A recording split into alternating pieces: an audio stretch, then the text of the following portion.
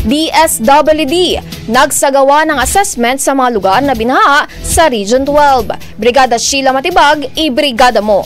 Brigada Live Report. Patuloy ang ginagawang paghahanda ng Department of Social Welfare and Development o DSWD para makatugon sa mga posibleng bagyo na tumama sa bansa ngayong tag-ulan.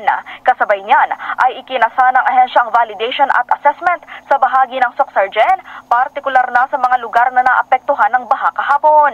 Pinangunahan ang hakbang na ito ng Disaster Response Management Division sa tulong ng Municipal Disaster Risk Reduction and Management Office, Provincial Social Welfare and Development Office, Municipal Social Welfare and Development Office at ng lokal na pamahalaan.